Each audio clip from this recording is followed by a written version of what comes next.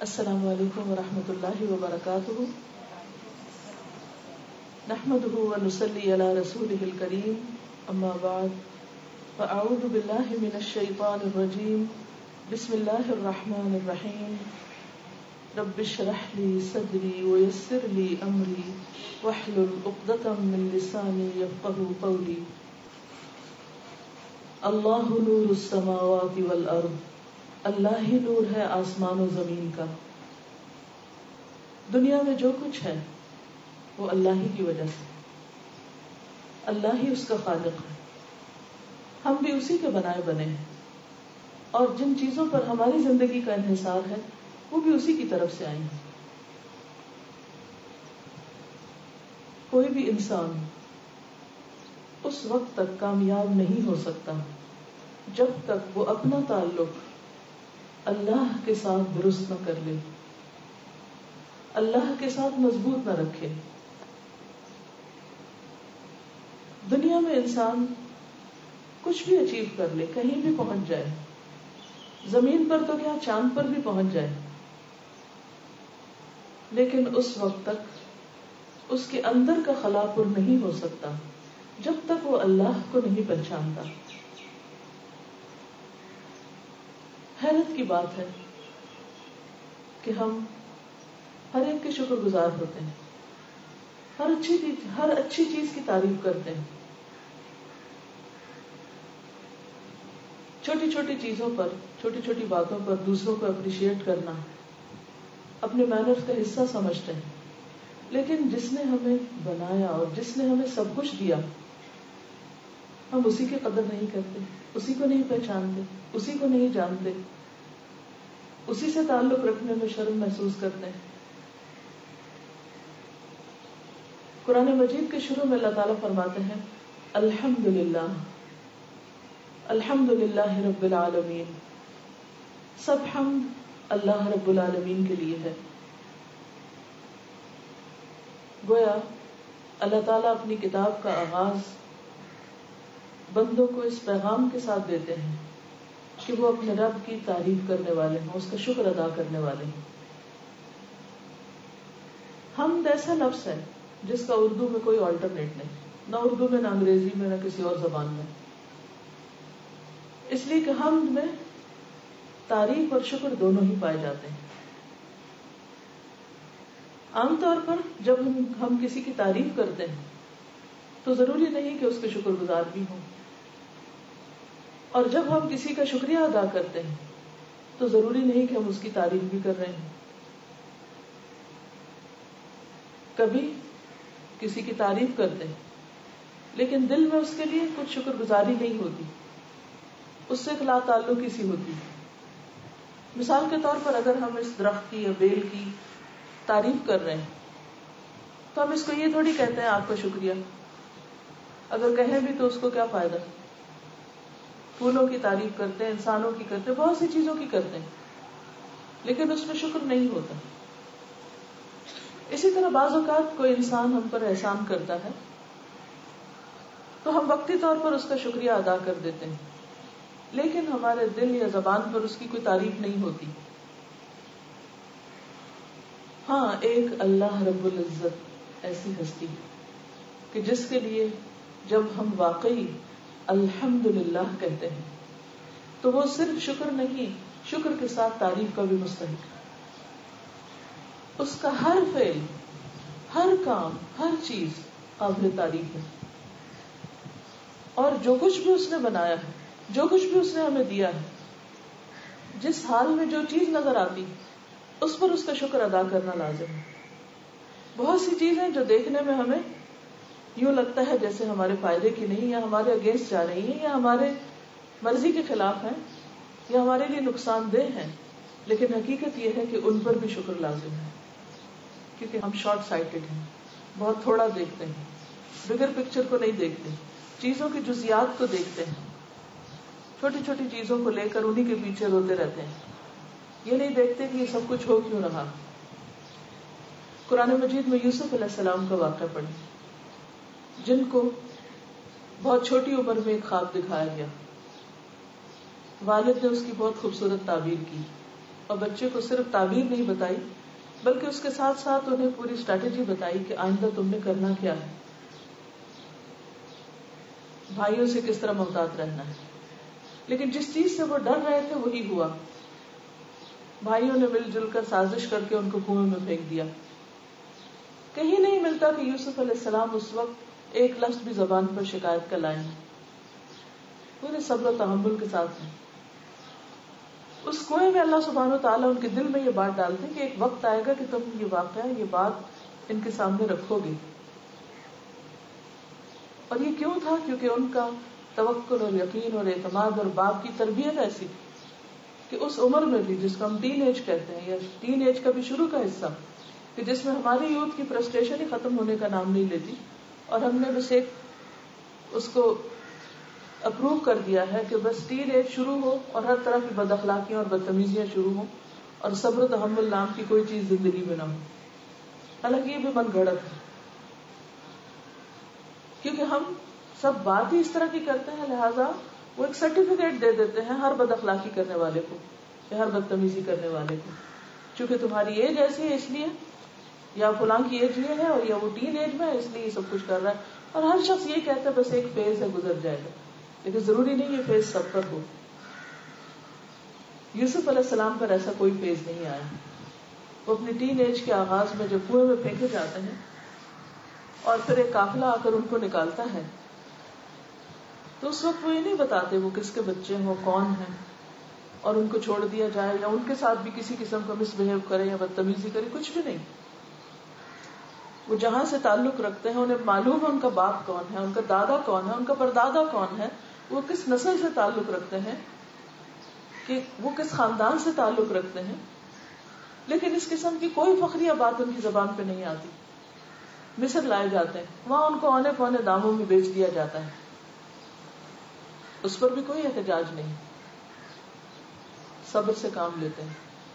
مصر کے بازار میں ان کی قیمت پہچانی نہیں جاتی، دراہم معدودہ، چند سکے، کسی کو نہیں معلوم یہ کون ہے، کس کو خرید رہے ہیں اور کون بک رہا ہے یہاں. پھر اس کے بعد ایک عزیز مصر کے گھر میں جاتے ہیں، وہاں کا جو فائنینشیل منسٹر ہے اس کے گھر میں ایک نئی مشکل کا شکار ہوتے ہیں. یہ آزمائش کا دوسرا رخ ہے، عورت کا فتنہ. ٹین ایج میں تو سبھی یہ سمجھتے ہیں کہ لڑکوں اور لڑکیوں کی دوستی بالکل نارمل چیز ہے، اور اگر کوئی اس سے بچ کر رہے تو اس کو نارمل سمجھا جاتا ہے. لیکن وہ کس شان سے اس سے محفوظ رہتے ہیں اور کس طرح اللہ سبحانہ وتعالیٰ ان کو بے داغ رکھتے ہیں کہ حیرت ہوتی. وہاں بھی کوئی احتجاج نہیں. پھر ایک عورت نہیں، بہت سی پورے شہر کی عورتوں کے فتنے کی آزمائش سامنے آتی. وہاں پھر وہ اللہ سے دعا کرتے ہیں کہ اللہ تو مجھے اس مشکل سے بچا، اس سے بہتر ہے میں جیل ہی چلا جاؤں. جیل میں جاتے ہیں، کئی سال تک وہاں رہتے ہیں، کسی کو معلوم نہیں بغیر پکچر کیا ہے، یہ سب ان کے ساتھ کیوں ہو رہا ہے، اللہ تعالیٰ انہیں کیا سکھانا چاہتے ہیں، اس مشکل سے کیوں گزار رہے ہیں. بہرحال جب وہ جیل سے باہر آتے ہیں تو حالات بالکل بدل جاتے ہیں. وہ جیل آئندہ زندگی میں بالکل ایک نئی زندگی کے آغاز کا ذریعہ بنتی. اس لیول کی آزمائشیں سب پر تو نہیں آتی کیونکہ سب کا وہ مقام ہی نہیں. جتنا بڑا جس کا مقام ہوتا ہے اس کا امتحان بھی اتنا ہی بڑا ہوتا ہے، اور پھر اللہ تعالیٰ اس کو اتنے ہی صبر کی توفیق بھی دیتا ہے. یہاں اس سارے قصے کو بیان کرنے کا مقصد یہ ہے کہ ان سارے حالات میں یوسف علیہ السلام کا کردار ایک محسن کا کردار رہا ہے، ہر حال میں اچھا کرنے والے کا، جس میں صبر بھی ہے، جس میں اللہ کا ڈر بھی ہے، جس میں اللہ سے تعلق بھی ہے، اور اعلیٰ اخلاق کا بہترین مظاہرہ بھی. اور اس کا ریوارڈ ان کو اللہ تعالیٰ دنیا میں بھی دیتے ہیں. یہ سب کیا ہے؟ دراصل یہ بھی شکر ہی کی ایک قسم ہے. ایک شکر وہ ہوتا ہے کہ جس میں انسان ملنے والی نعمت پر شکر کرتا ہے. یہ پہلا درجہ ہوتا ہے شکر کا، کہ کوئی نعمت اس کو ملی تو کہتا ہے الحمدللہ، ٹھنڈا پانی پیا تو الحمدللہ، آئس کریم کھائی تو کہا الحمدللہ. بہت سے لوگ تو پہلے درجے میں بھی شکر نہیں کرتے، وہ اس پر بھی ناک وہ چڑھاتے ہیں کہ یہ کوئی کھانے کی چیز تھی، یہ آج کیوں پکی، یہ آج کیوں بنی. چلو باہر سے آرڈر کر دیتے ہیں, گھر کا کھانا شاید کھانے کے لائق نہیں, ہاں وہ کتنی مشقت سے کسی نے بنایا ہو اتنی گرمی میں. بہرحال تو ایک شکر کا درجہ ہے جس میں انسان ملنے والی نعمت پہ شکر کرتا ہے. اس سے اعلیٰ درجہ کیا ہے کہ جب انسان تکلیف کے آنے پہ شکر کرتا ہے. اس سے بڑی تکلیف بھی آ سکتی تھی, اس سے بڑی مشکل بھی ہو سکتی تھی, اور اس تکلیف کے ذریعے اللہ نے مجھے اپنے قریب ہونے کا موقع دیا ہے. اگر مجھ سے کچھ لیا ہے تو مجھے اور اپنے قریب کیا ہے. اور پھر اگلا درجہ کیا ہے کہ انسان اللہ تعالیٰ نعمت دے تو شکر, لے تو شکر, اور پھر اس کے بعد لے کر پھر جب دوبارہ دے تو پھر اس سے اگلے درجے کا شکر, کیونکہ اس وقت نعمت کی قدر زیادہ آتی ہے. جیسے ایوب علیہ السلام کے ساتھ ہوا کہ پہلے سے بھی دگنا ان کو ملا, اور یہ سب ان کے شکر کی وجہ سے تھا. تو بہرحال بات یہ ہے کہ ہم سب کہنے کو تو مسلمان ہیں, لیکن کیسے مسلمان کہ سب سے زیادہ جس سے تعلق ہونا چاہیے, سب سے زیادہ جس کے شکر گزار ہونا چاہیے, سب سے زیادہ جس سے محبت ہونی چاہیے, سب سے زیادہ جس سے ڈرنا چاہیے, جس کے لیے سب کچھ کرنا چاہیے, وہی زندگی میں بہت پیچھے ہے. ہم سب اپنا اپنا جائزہ لے سکتے ہیں. ہمیں اپنا جائزہ لینے کے لیے ان لوگوں کے کردار کو دیکھنے کی ضرورت ہے جو اللہ کے قریب ہوئے, جن کو اللہ نے اپنا دوست کہا. ابراہیم علیہ السلام جب باغ میں ڈالے جانے لگے تو جبریل علیہ السلام ان کے پاس آیا, پوچھا کہ کوئی مدد چاہیے, تو کہا نہیں, حسبی اللہ و نعم الوکیل, اللہ میرے لیے کافی ہے. یہ ایمان اور توکل کا کیسا درجہ ہے کہ جس میں انسان اپنی ساری فریادیں, اپنی ساری امیدیں اور سب کچھ صرف اور صرف اللہ سے وابستہ کر لے. ہم لوگوں کی تو سمجھ میں بھی شاید یہ نہ آئے کہ آخر اس میں کیا برائی ہے کہ انسان مشکل وقت میں کسی کی مدد لے لے. کوئی برائی نہیں, منع بھی نہیں, کوئی گناہ کا کام نہیں, کوئی غلط کام نہیں, لیکن تقرب کا ایک درجہ ہے. یہ درجہ جب تقرب کا ہوتا ہے تو انسان کا اللہ تعالیٰ کے ساتھ ایک خاص تعلق قائم ہو جاتا ہے. اس تعلق میں ایسی مٹھاس ہے کہ آس پاس انسان کے کیسا بھی موسم ہو, کچھ بھی حالات ہو, کچھ بھی گزر رہا ہو, لیکن اس کے اپنے اندر ایک ٹھنڈک اور ایک سکون ہوتا ہے.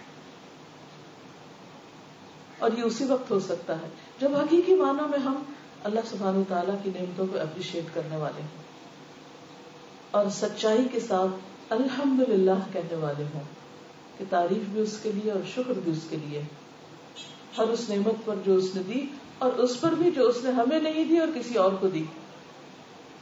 بعض اوقات اس وقت تو ہم اللہ سے بہت خوش ہوتے ہیں جب ہمیں دیتا ہے, لیکن اس وقت ہمیں خوشی نہیں ہوتی جب وہ ہم سے بڑھ کر کوئی چیز کسی اور کو دے دیتا ہے. اس وقت ہم اپنے دل میں تنگی محسوس کرنے لگتے ہیں, حالانکہ وہ بھی اللہ کی تقسیم ہوتی ہے. جو شخص اس راز کو پا لیتا ہے کہ یہ میرے رب کا فیصلہ ہے, یہ میرے رب کی عطا ہے, یہ میرے رب کا گفٹ ہے, یہ میرے رب کی دین ہے, یہ اس نے دیا ہے, اور میں اپنے رب کی ہر بات پہ راضی, تو اس کو اس پر بھی تکلیف نہیں ہوتی, وہ اس پر بھی شکر گزار ہوتا ہے, وہ اس پر بھی خوش ہوتا ہے, وہ ایک نو پرابلم انسان ہوتا ہے. یہی وہ چیز ہے کہ جو انسان کے اندر عفو درگزر, معاف کرنے کی صلاحیت پیدا کرتی. پھر جب انسان کی نگاہیں بلند ہو جاتی, چھوٹے چھوٹے ٹریویل ایسی حقیر چیزوں کے اوپر انسان اپنی زندگی نہیں گنواتا, اپنے دل دماغ کو ان کاموں کے سوچنے کے لیے نہیں لگاتا, پھر اس کی زندگی میں غم نہیں رہتے, اس کا غم کچھ اور ہو جاتا ہے, اس کی فکر کچھ اور ہو جاتی, جو کہ حقیقت میں سب کی فکر ہونی چاہیے. اب دیکھیے کہ ہر لمحہ ہماری برف پگھل رہی ہے, ہر لمحہ ایک ایک قطرہ گر رہا ہے اس پورے پانی میں سے جو ہمیں زندگی کی شکل میں ہم سب کو ملا ہے. آپ اپنے ذہن میں لائیے جب وہ کسی بھی بیمار کو وہ لگاتے ہیں, ڈرپ لگاتے ہیں, تو آپ دیکھتے کوئی ڈرپ 3 گھنٹے کی ہوتی ہے, کوئی زیادہ کی ہوتی ہے, ایک ایک قطرہ جسم کے اندر جا رہا ہوتا ہے, تو مریض کو شفا ہو رہی ہوتی ہے اور اس کو ایک طاقت مل رہی ہوتی, ایک نئی زندگی مل رہی ہوتی, اور بائی دا ٹائم ساری ڈرپ اندر چلی جاتی ہے تو وہ ریکور کر جاتا ہے. وہ قطرے اندر جا رہے ہیں, لیکن ہم سب کی زندگی سے اور طاقت سے اور صحت اور جوانی سے وہ قطرے باہر آ رہے ہیں. ہر روز ایک ڈراپ باہر آ جاتا ہے اور ہم پچھلے حال سے اور کمزوری کی طرف جا رہے ہوتے ہیں. ہم مانیں یا نہ مانیں, چاہیں یا نہ چاہیں, یہ ہم سب کے ساتھ ہو رہا ہے. اور پھر اس کے اینڈ پہ کیا ہے, جب وہ بوتل خالی ہو جائے گی, جب روح باہر آ جائے گی, تو پھر ہمیں اپنے رب کی طرف واپس جانا ہے. اس سے پہلے کہ ہم اللہ کی طرف واپس جائیں, ہمیں خود اللہ کی طرف رجوع کر لینا چاہیے, کیونکہ موت ایک یقینی بات ہے. اور موت کے ساتھ اگر اس زندگی کا خاتمہ ہو جاتا تو بھی وہ ایک بہت بڑا حادثہ تھا, تو بھی ایک بہت غم کی چیز تھی. لیکن افسوس یہ کہ اس زندگی کا خاتمہ نہیں ہوگا, مسائل کا خاتمہ نہیں ہوگا, بلکہ اس موت کے ساتھ مسائل بڑھ سکتے ہیں اگر ہم نے موت کے لیے تیاری نہ کی. اور موت کے لیے تیاری اپنی سوچ سمجھ کے مطابق نہیں, اللہ کی مرضی کے مطابق ہونی چاہیے. اس کے لیے ہمارے پاس ایک روشنی ہونی چاہیے. وہ روشنی ہمیں کہاں سے مل سکتی ہے؟ وہ روشنی صرف اللہ کے ساتھ تعلق سے مل سکتی ہے کہ اللہ نور السماوات والارض, اللہ ہی نور ہے آسمان و زمین کا, ہر چیز اس کے دم سے جگمگا رہی ہے. وہ نور مومن کے لیے کیسا ہے؟ مثل نورہ کمشکاۃ, اس کے نور کی مثال مومن کے سینے کے اندر ایسی ہے, یعنی مومن کو جب وہ نور نصیب ہوتا ہے, ایمان کی شکل میں جب اس کے اندر وہ روشنی آتی ہے, تو وہ کیسا ہے؟ جیسے ایک چراغ ہو, کمشکاۃ, ایک نیش ہو, فیہا مصباح, اس نیش کے اندر ایک چراغ ہو. وہ چراغ چمکتے شیشے کے اندر, شیشہ ایسا جیسے چمکتا ستارہ, کوكب دري, قرآن مجید کی آیت میں بہترین مثال دی گئی. مثل نورہ کمشکاۃ فیہا مصباح, یہ مشکات یہ نیش ہمارا سینہ ہے جس کے اندر فیہا مصباح, دل ہے, دل کے اندر وہ چراغ ہے جس میں ایمان کی روشنی ہے. المصباح فی زجاجہ, اور وہ زجاجہ کے اندر ہے, زجاجہ شیشے کو کہتے ہیں, کرسٹل کو. الزجاجہ کأنہا کوكب دري, وہ ایسا ہے شیشہ کہ جیسے چمکتا ہوا موتی ہو. یوقد من شجرۃ مبارکۃ, یہ چراغ ایک مبارک درخت سے, زیتونۃ, جو زیتون کا درخت ہے, کیونکہ اس دور میں الیکٹریسٹی نہیں تھی, روشنی کا ذریعہ اور اندھیرے میں روشنی کا ذریعہ چراغ ہوتے تھے, اور چراغوں میں تیل کی بہترین قسم زیتون کا تیل تھا کہ جو سب سے زیادہ چمکدار روشنی پیدا کرتا تھا. کأنہا کوكب دري یوقد من شجرۃ مبارکۃ زیتونۃ لا شرقیۃ ولا غربیہ, اور زیتون کا درخت بھی ایسا کہ جو عین روشنی کے نیچے ہے, جس پر صرف مشرقی رخ یا مغربی رخ سے روشنی نہیں پڑتی کہ سورج نکلے تو روشنی پڑے یا غروب ہو تو روشنی پڑے, بلکہ وہ ہر طرف سے روشنی دینے والا ہے. یکاد زیتھا یضیء ولو لم تمسسہ نار, اس کا تو تیل خود ایسا ہے کہ چراغ کو جلانے سے پہلے ہی چمک رہا. تیل کے اندر خود ایک روشنی ہے. اور یہ تیل کیا ہے؟ یہ جو اس روشنی میں مزید, ایمان کی روشنی میں مزید اضافہ کر رہا ہے, یہ علم ہے جس کے ذریعے مسلسل اس کو ایک کنیکشن ملا رہتا ہے الیکٹریسٹی کا, کہ جس سے وہ چراغ کبھی اندھیرے میں نہیں ہوتا, یعنی کبھی وہ چراغ بجھتا نہیں ہے. یکاد زیتھا یضیء ولو لم تمسسہ نار, آگ نہ بھی لگائے تب بھی اس میں چمک ہے. نور علی نور, ایمان پر علم کی روشنی, نور پر نور, لائٹ اپون لائٹ. یہد اللہ لنورہ من یشاء, اللہ اپنے نور کی طرف جس کی چاہتا ہے رہنمائی کرتا ہے. واللہ ویضرب اللہ الامثال للناس, اللہ لوگوں کے لیے مثالیں بیان کرتا ہے. واللہ, اور اللہ بکل شیء علیم, ہر چیز کو جانتا ہے.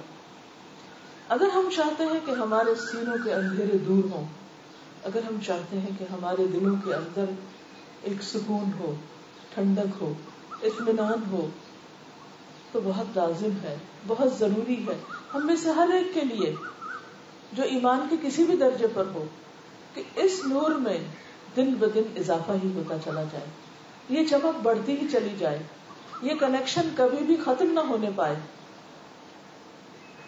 کیونکہ اگر سینہ نورانی نہیں, اندر نور نہیں, تو باہر بھی نور نہیں. یہ روشنی ہوگی, ایمان ہوگا, اور پھر اس کے ساتھ آپ دیکھیے کہ قرآن مجید کو اللہ سبحانہ وتعالیٰ نے نور کہا ہے. قد جاءکم نور من ربکم, تمہارے رب کی طرف سے تمہارے پاس نور آ چکا ہے. رسول کریم صلی اللہ علیہ وسلم کے بارے میں بھی آتا ہے. پھر اسی طرح اللہ سبحانہ وتعالیٰ نے اپنے آپ کو بھی نور کہا ہے, حجابہ نور. تو اس روشنی کے ساتھ ایک تعلق بے حد ضروری ہے. عام طور پر ہم یہ سمجھتے ہیں کہ مسلمان پیدا ہوئے ہیں, مسلمان گھرانوں میں تو کافی ہے, ہمارے بچے ہمارے ہاتھوں میں پیدا ہوئے ہیں, مسلمانوں جیسے نام رکھے ہیں, تو بہت کافی نہیں ہے. کیونکہ صرف ایک دفعہ روشنی آ جانا کافی نہیں ہے. یہاں پر کیا کہا گیا کہ وہ ہے تو صحیح اس کے اندر, لیکن اس چراغ کو مسلسل تیل چاہیے. کیونکہ اگر وہ تیل منقطع ہو گیا تو کہیں ایسا نہ ہو کہ چراغ وہ دھندلا ہو جائے اور کسی وقت چراغ بھی بجھ جائے. آج آپ دیکھیے کہ ہماری یوتھ کے ساتھ کیا ہو رہا ہے. کل اتفاق سے کسی ایسے شخص کے ساتھ میٹنگ ہوئی کہ جنہوں نے ایک بہت بڑا سروے کرایا ہے پاکستانی یوتھ کا, کہ ان کا دین کے بارے میں کیا خیال ہے, اسلام کے بارے میں, اسلامی قوانین کے بارے میں, خدا رسول کے بارے میں. 60% کا یہ جواب تھا. یہ اس شخص کا کہنا ہے, فرسٹ ہینڈ انفارمیشن ہے جو میرے اپنے کانوں میں سنی, کہ 60% یوتھ اسلام کے بارے میں کنفیوز ہے, بدگمان ہے, دور ہے, وہ اپنی زندگی میں اس کی ضرورت محسوس نہیں کرتی. اب سوچئے کہ ہم اپنے پیچھے کیا جنریشن چھوڑ کے جا رہے ہیں, کیسی نسل چھوڑ کر جا رہے ہیں جن کا یہ نور ٹمٹما رہا ہے. کیوں ٹمٹما رہا ہے؟ اس لیے کہ علم کی روشنی نہیں. کون سا علم؟ وہ جو اللہ کے قریب کرے, وہ علم نہیں, اس کے ساتھ کوئی کنیکشن ہی نہیں, کوئی تعلق ہی نہیں.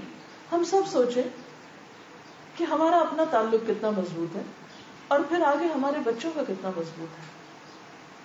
ان کو ہم نے اس روشنی کے ساتھ یہ روشنی کتنی پرووائڈ کی, کتنی فراہم کی. ہم نے اس تیل کا کتنا اہتمام کیا کہ جس کا صرف دیکھنا ہی اور جس کے ساتھ ایک تعلق یعنی علم کی مجلس میں صرف بیٹھنا ہی, اور اس سے کسی بھی درجے پر کچھ بھی تعلق تھوڑا یا زیادہ اگر ہوگا تو وہ نور سروائیو کر جائے گا, وہ لائٹ بجھنے نہیں پائے گی. اور اگر یہ نہیں ہوگا تو آپ کی دی ہوئی لائٹ کہ ہاں مسلمان پیدا ہوئے, کان میں اذان دے دی, مسلمانوں جیسا نام رکھ لیا, اور مولوی صاحب کو رکھ کے ایک دفعہ بچپن میں کہیں جیسا تیسا قرآن پڑھوا دیا, کافی نہیں. کیونکہ ہم سب کو واپس جانا ہے اپنے رب کے پاس, اپنا بھی حساب دینا ہے اور اپنی نسلوں کا بھی حساب دینا ہے, اپنے بچوں کا بھی حساب دینا ہے کہ ان کو ایمان کی کس حالت میں چھوڑ کر آئے, اور اس کے لیے ہم نے کوشش کتنی کی, اس کے لیے دعائیں کتنی کی, اس کے لیے ہماری آہیں کتنی تھی. بچوں کے لیے ہم رول ماڈل ہیں. اگر ہماری اپنی زندگی میں قرآن نہیں تو ان کی زندگی میں کہاں سے ہو سکتا ہے. اگر ہم خود صبح سو رہے ہیں وہ کیوں نہ سوئیں, اگر ہم خود قرآن نہیں پڑھنے والے تو وہ کیوں پڑھیں, اگر ہم خود سیکھنے کا شوق نہیں رکھتے تو وہ کیوں سیکھیں. ہم سب اپنے لیے اور اپنے بچوں کے لیے کس مستقبل کی خواب دیکھتے ہیں, ہم ان کی کامیابی کس چیز میں دیکھتے ہیں, وہ کیا بن جائیں تو ہم انہیں کامیاب سمجھیں گے, کون سا ورثہ ان کو دے جائیں تو ہم سمجھیں گے کہ ہم نے اپنا فرض پورا کر دیا اور ہم ان کو واقعی خوشحال چھوڑ گئے. کیونکہ اپنے بعد سب سے بڑی فکر ہمیں اپنی نسلوں کی ہوتی, اپنی اولادوں کی ہوتی کہ یہ کس راستے پہ جا رہے ہیں. تو اس لیے بہت ضروری ہے کہ ہم خود بھی اور پھر اپنے آئندہ نسلوں کو بھی اللہ کے نور کے ساتھ جوڑیں, اس روشنی کے ساتھ ایسا رابطہ استوار کریں کہ جو مرتے دم تک نہ بجھے, اور جو ہمارے مرنے کے بعد بھی ہماری نسلوں میں برقرار رہے, ان کو روشن کرتی رہے. اور اگر ہم صرف دنیا کے پیچھے بھاگتے رہے اور صرف دنیا کی کامیابی کو ہم نے کامیابی سمجھا تو اس سے بڑا خسارہ کچھ نہ ہوگا. حدیث قدسی میں آتا ہے، ابو ہریرہ رضی اللہ تعالیٰ عنہ نقل کرتے ہیں نبی صلی اللہ علیہ وسلم سے کہ اللہ تعالیٰ فرماتے ہیں، اے ابن آدم، تم اپنے آپ کو میری عبادت کے لیے فارغ کر لو، یعنی میرے لیے بھی وقت نکالو، میں تمہارے دل کو بے نیازی سے بھر دوں گا. اور جب تک انسان کے اندر بے نیازی نہیں آتی دنیا سے، دنیا کی حرص اور ہوس ختم نہیں ہوتی، سکون قلب آ نہیں سکتا. تم اپنے آپ کو میری عبادت کے لیے فارغ کر لو تو میں تمہارے دل کو بے نیازی سے بھر دوں گا اور تمہارا فقر دور کر دوں گا، تمہاری محتاجی دور کر دوں گا، تمہاری ضروریات پوری کر دوں گا. لیکن اگر تم ایسا نہیں کرو گے تو میں تمہارے دونوں ہاتھ کاموں میں مشغول کر دوں گا، ہینڈ فل، اور اس کے باوجود تمہارا فقر دور نہیں کروں گا. وہ دل کی بے چینی کی حالت اور پریشانی کی حالت اپنے بارے میں، اپنے فیوچر اور اپنے بچوں کے فیوچر کے بارے میں کبھی ختم ہوگی ہی نہیں، چاہے جتنا کچھ بھی تم سمیٹ لو، جو کچھ بھی اکٹھا کر لو. اس کے برعکس اگر کوئی شخص اپنے دنیاوی کام کاج، اپنی مصروفیات میں سے کچھ وقت بھی اس کام کے لیے نکالتا ہے تو اللہ تعالیٰ اس کی ہر چیز کا ذمہ لے لیتا ہے، اس کا ضامن بن جاتا ہے. اس بارے میں ایک بہت دلچسپ حدیث ہے، ایک واقعہ ہے. حمید بن ہلال کہتے ہیں کہ تفاوہ قبیلے کا ایک آدمی تھا جو ہمارے پاس سے گزرتا تھا، یعنی وہ اس کا بزنس تھا اور پاس سے گزر کر جاتا تھا. تو وہ اپنے قبیلے کے پاس آیا اور کہنے لگا، اس نے ایک سٹوری سنائی کہ ہم اپنے سامان تجارت والے قافلے میں مدینہ میں آئے، کیونکہ اس زمانے میں اکیلے سفر کرنا مشکل تھا، تو ہم اپنا ساز و سامان لے کر مدینہ پہنچے بزنس کرنے کے لیے اور اپنا سامان فروخت کیا. پھر میں نے کہا کہ میں ذرا اس شخص کے پاس جاؤں جو اپنے آپ کو پیغمبر کہتا ہے. میں آپ کے پاس پہنچا تاکہ آپ کے حالات معلوم کروں اور جو کچھ میں آپ کے بارے میں جانوں پھر واپس جا کر اپنی قوم کو بھی بتاؤں کہ میں کس سے مل کر آ رہا ہوں. کہتے ہیں کہ میں آپ صلی اللہ علیہ وسلم کے پاس پہنچا تو آپ نے مجھے ایک گھر دکھایا، آپ مجھے لے گئے. ایک گھر دکھایا اور کہا کہ ایک عورت اس گھر میں رہتی تھی. میں یہ عورت کی مثال اس لیے دے رہی ہوں کہ ہم عورتیں عام طور پر سمجھتے ہیں کہ یہ سب کام مردوں کا ہے، ہمارا ذمہ نہیں ہے. آپ نے وہ گھر دکھا اور فرمایا کہ اس میں ایک عورت رہتی تھی، وہ 12 بکریاں اور کاتنے کا تکلا، وہ چلاتے نا جس میں سوت کاتنے کا وہ تکلا، اس کا وہ ہنر تھا جس سے وہ بننے کا کام کرتی تھی، وہ چھوڑ کر مسلمانوں کے فوجی دستے میں ساتھ چلی گئی کہ میں ان کے زخمیوں کو مرہم پٹی کروں گی، پانی وانی پلاؤں گی، میں بھی اللہ کے راستے میں نکلوں. تو بہرحال جب واپس آئی تو دیکھا کہ ایک بکری کم ہے اور تکلا بھی گھر میں نہیں، کوئی چور چرا گیا. اس نے کہا، اے میرے رب، تو نے اپنے راستے میں نکلنے والے کی حفاظت کی ضمانت دی، تو نے مجھے گارنٹی دی تھی کہ میں تیرے راستے میں نکلوں گی تو میرا کوئی نقصان نہیں ہوگا. میری ایک بکری اور تکلا گم ہے، مجھے وہ چاہیے. اب میں تجھے قسم کے ساتھ واسطہ دیتی، اللہ پہ قسم ڈال دوں کہ تجھے ضرور مجھے میری بکری واپس دلانی ہوگی اور میرا تکلا بھی واپس آنا چاہیے. اب دیکھیے نا، یقین اور توکل. تو رسول اللہ صلی اللہ علیہ وسلم نے فرمایا کہ اس نے اتنی شدت سے اپنے رب سے مطالبہ کیا کہ تیرا وعدہ تھا، تو یہ ہوا کیوں، کیسے ہو گیا؟ ہم تو دعا بھی ایسے بددلی سے مانگتے ہیں، ماں ایک آدھ دفعہ مانگی پھر کہا پتہ نہیں ہماری تو سنی نہیں جائے گی. نہیں، مانگے تو اتنی آہوزاری سے مانگے کہ نہیں اللہ تیرے پاس تو سارے خزانے ہیں، تو دے سکتا، تو دے مجھے جو بھی دل میں ہے، چاہے بچوں کی ہدایت چاہیے یا ان کی صحت چاہیے یا آخرت چاہیے، کچھ بھی چاہیے، رو رو کے مانگے. کہا نہیں مجھے تو واپس چاہیے.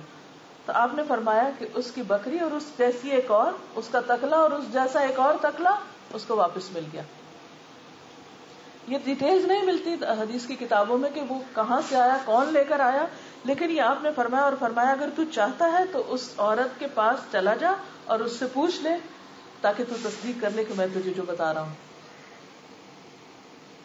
تو اس سے پتا کیا چلتا ہے، ہم عام طور پہ گھر سے کیوں نکلتے، کیا کریں گھر اکیلا ہے، بچے چھوٹے ہیں، اور کئی بہانے، یا یہ کہ ہسبینڈ اجازت نہیں دیتے ان کے ساتھ بزنس میں کام کر رہے ہیں. آفس ورک ہے یا میری جاب ہے، اگر اس میں سے میں آورز کم کروں گی یا ٹائم کم کروں گی تو مشکل ہوگی. ہر شخص کی اپنی کہانی ہے، اور ان کہانیوں کی وجہ سے وہ سنجیدگی کے ساتھ اپنا نور بڑھانے کی فکر کر ہی نہیں رہا. جہاں جہاں بھی قرآن کلاسز ہوتی بلاتے ہیں لوگ، کتنے آ جاتے ہیں، کتنے بیٹھتے ہیں، کتنے سیکھتے ہیں، اور وہ سیکھ کر پھر اس ایمان کو کتنا مینٹین کرتے ہیں. وہ مینٹین کیوں نہیں ہوتا؟ کیونکہ وہ اس پر عمل نہیں کرتے جو سیکھ کر جاتے ہیں.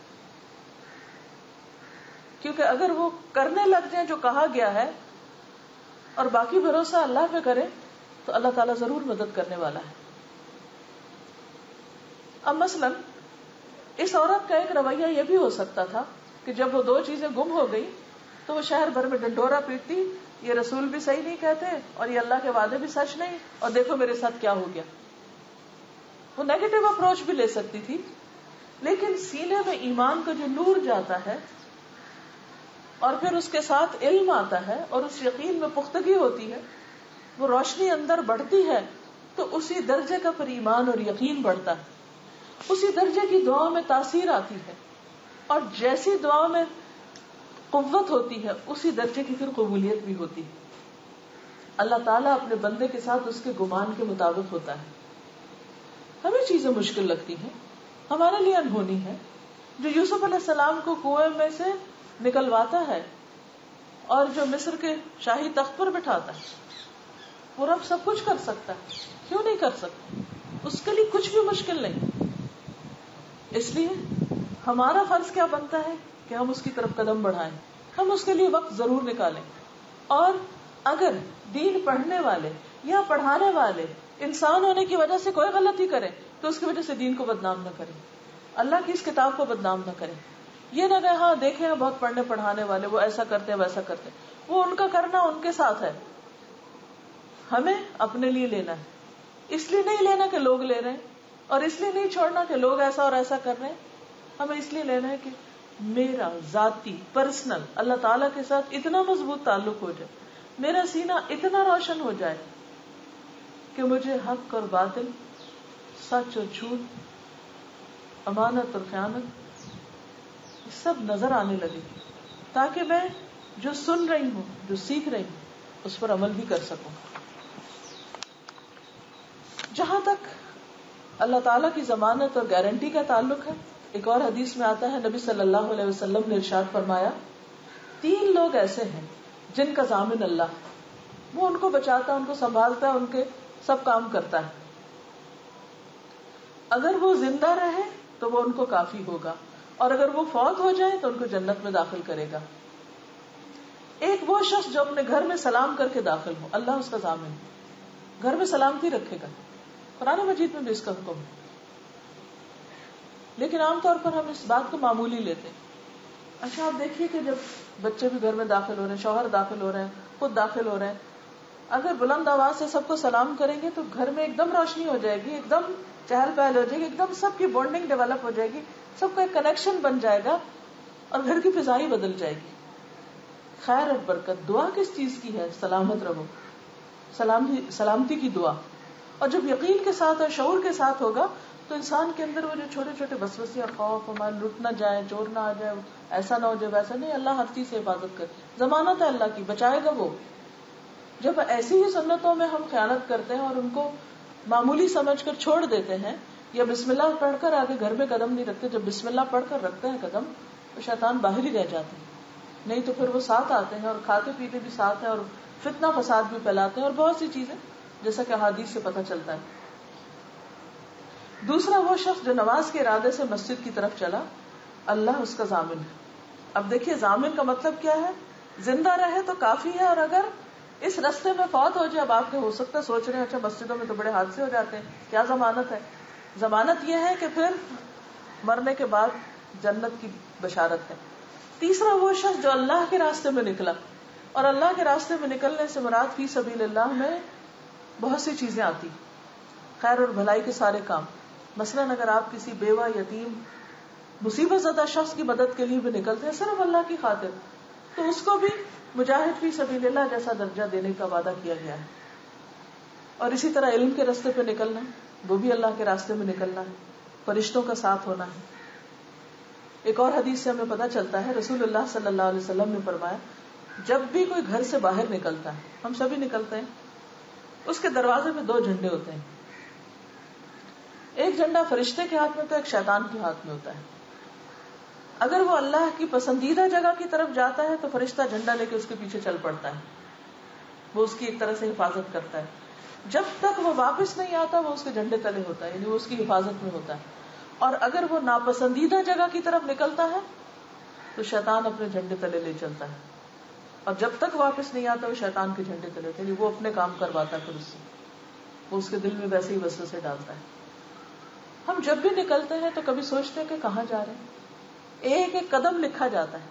جیسے آپ یہاں تشریف لائے تو جہاں سے بھی چلے، جہاں سے بھی آئے، وقت نکالا، اپنی مصروفیات پیچھے کی، بہت ساری چیزیں، بہت کچھ مینج کرنا پڑتا ہے، کیونکہ ایک ایک قدم پر اللہ کی رحمتیں اور برکتیں ساتھ چلتی ہیں. پھر اسی طرح ایک اور حدیث کے مطابق فرشتوں کے پروں کا سایہ ہوتا ہے. اب یہ ساری چیزیں ایمان بالغیب سے تعلق رکھتی ہیں. ہمیں نظر کچھ نہیں آتا، اس لیے بعض لوگ فرشتوں کو مذاق اڑانے لگتے ہیں کہ کس نے دیکھا. شاید اسی لیے اللہ سبحانہ وتعالیٰ نے ان کو اللہ پر ایمان اور فرشتوں پر ایمان اور رسولوں پر ایمان اور ایمان کی لسٹ میں شامل کر دیا، کیونکہ یہ سارے کانسیپٹ سمجھ آ ہی نہیں سکتے جب تک کہ فرشتوں پر ایمان نہ ہو. حضرت زر بن حبیش فرماتے ہیں میں حضرت صفوان بن اسال کی خدمت میں حاضر ہوا. پوچھا کیسے آئے ہو؟ عرض کیا علم حاصل کرنے کے لیے، کچھ سیکھنے کے لیے آیا ہوں. فرمایا میں نے رسول اللہ صلی اللہ علیہ وسلم کو یہ فرماتے ہوئے سنا کہ جو شخص بھی علم کی طلب میں اپنے گھر سے نکلے، فرشتے اس کے عمل کو پسند کرنے کی وجہ سے اس کے لیے اپنے پر پھیلاتے ہیں، یعنی اس کو اپنی حفاظت میں لیتے ہیں، اس کو ویلکم کرتے ہیں، اس سے محبت کرتے ہیں، اور پھر آبویسلی اس کی دعائیں بھی کرتے ہیں، جسے قرآن مجید میں آتا ہے کہ اہل ایمان کے لیے فرشتے، اور وہ فرشتے جو عرش تھامے ہوئے ہیں، یعنی عرش کے ساتھ ہیں، اس ڈیوٹی پر ہیں، مقرب فرشتے، وہ ان کے لیے دعائیں کرتے ہیں. پھر اسی طرح جو شخص بھلائی سیکھنے کے ارادے سے نکلتا ہے ایسا ہی ہے جیسے کوئی حج کرنے کے لیے نکلتا ہے. پھر اسی طرح ساری مخلوق اس شخص کے لیے دعائیں کرتی ہے جو خیر کی باتیں سیکھتا سکھاتا ہے. پھر اسی طرح جس گھر میں ایسی مجلس ہوتی اس پر اللہ کی رحمت نازل ہوتی، سکینت نازل ہوتی، فرشتے گھیر لیتے ہیں، جنت کا راستہ آسان ہوتا ہے. من سلک طریقا یلتمس فیہ علما سہل اللہ لہ طریقا الی الجنہ. جو کچھ انسان سیکھتا ہے اور پھر اس کو آگے پہنچاتا ہے، مرنے کے بعد بھی وہ انسان کے نامہ اعمال میں جمع ہوتا رہتا ہے.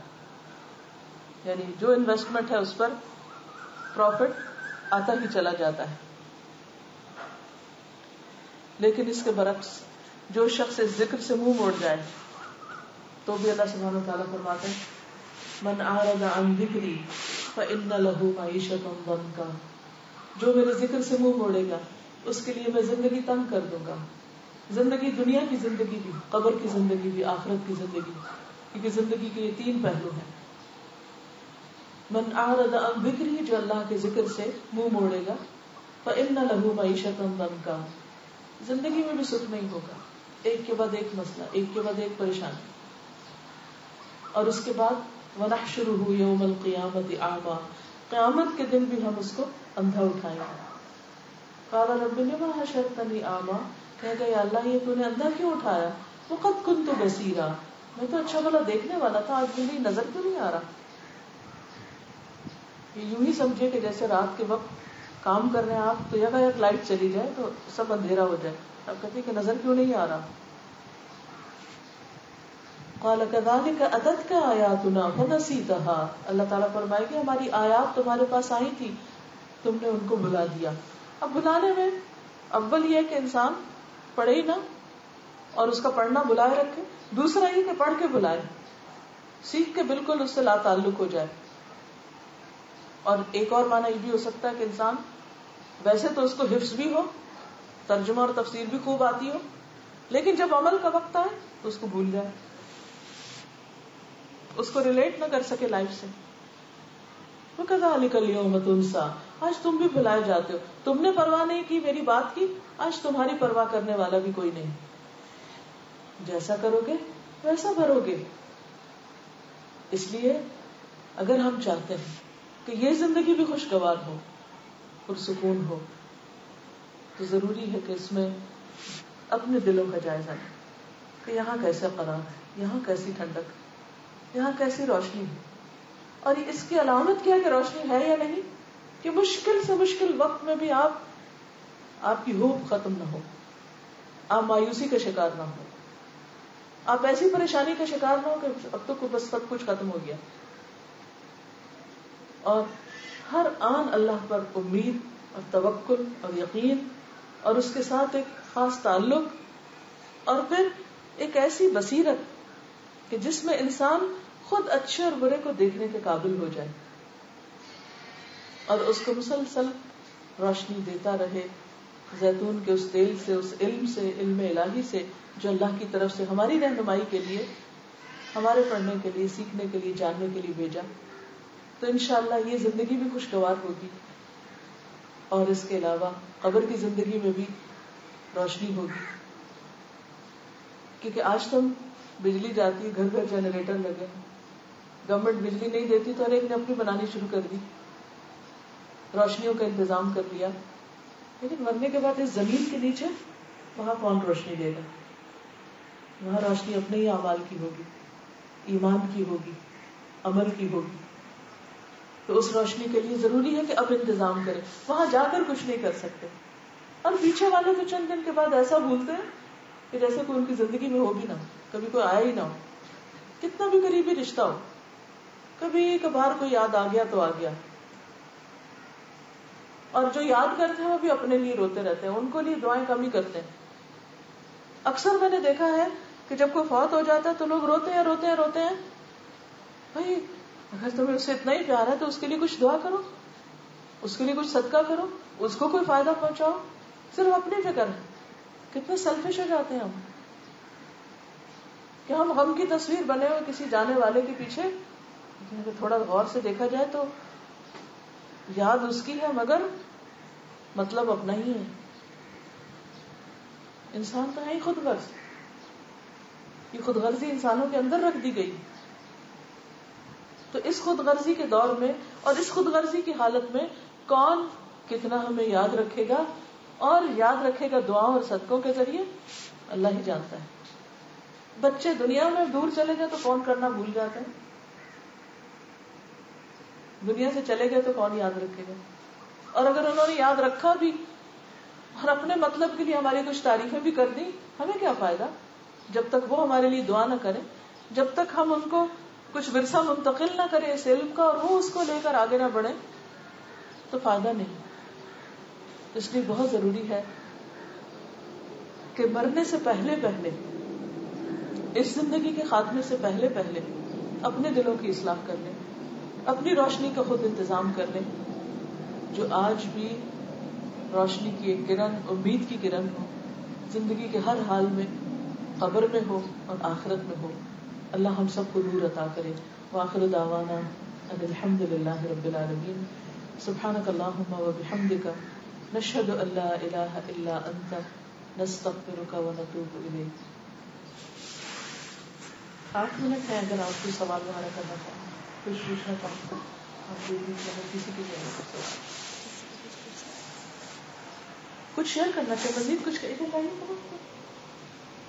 جی. وہ سورہ انعام کی آیت بھی یاد آ رہی تھی کہ اللہ جس کے لیے بھلائی کا ارادہ کرتا ہے اللہ اس کا سینہ اسلام کے لیے کھول دیتا ہے.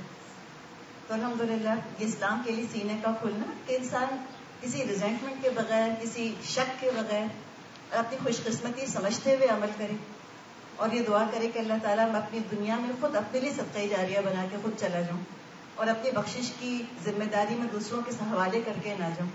تو یہ بھی عقل مندی نہیں ہے کہ اپنی بخشش کی ذمہ داری دوسروں کے سپورٹ کر دی جائے، جیسے کہ استاذہ نے ابھی فرمایا. جی اب دیکھیں کہ اللہ سبحانہ وتعالیٰ نے انسان کی مختلف ضرورتیں بنائی. ان کا سوال تو سمجھ آ گیا نا سب کو، کون سا علم حاصل کرنا چاہیے.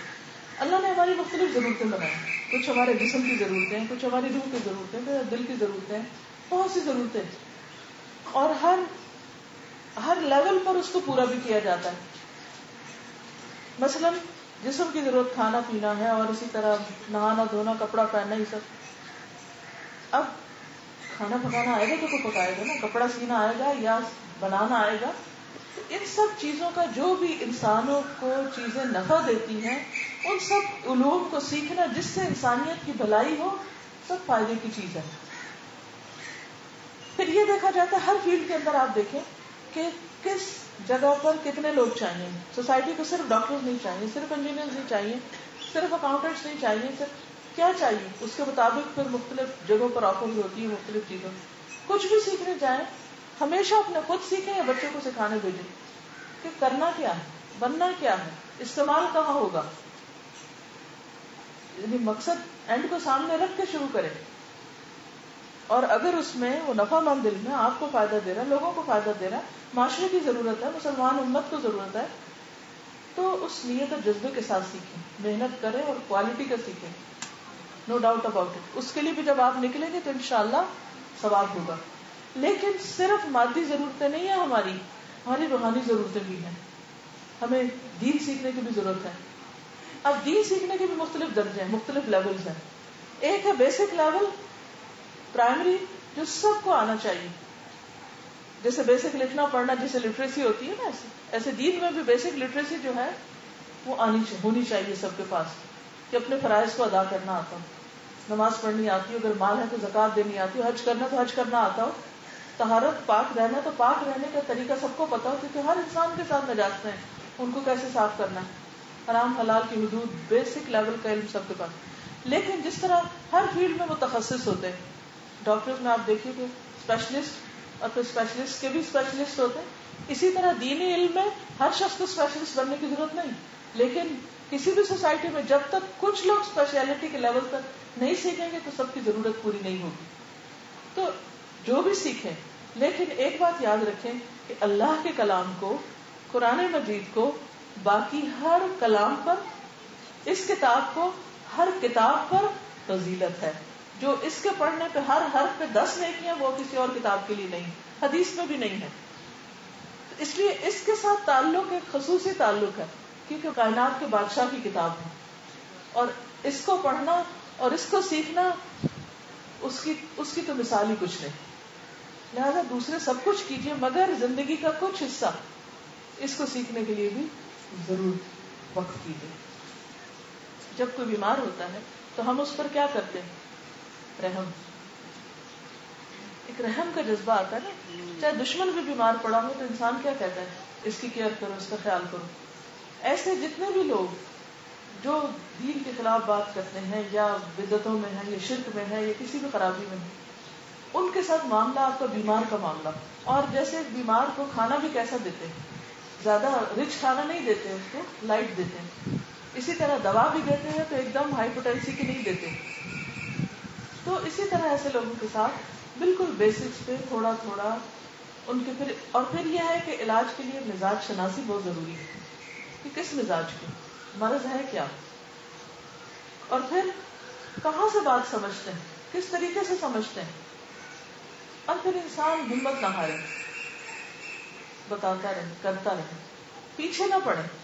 کیونکہ کسی کے بھی پیچھے پڑنا نا, اس سے وہ بھاگنے لگتے ہیں. جب ہم یہ بات کریں گے کہ یہ آپ کے فائدے کی چیز ہے, ان کو فائدے کا بتا کے ان سے کریں گے تو انشاءاللہ وہ اس کو لیں گے.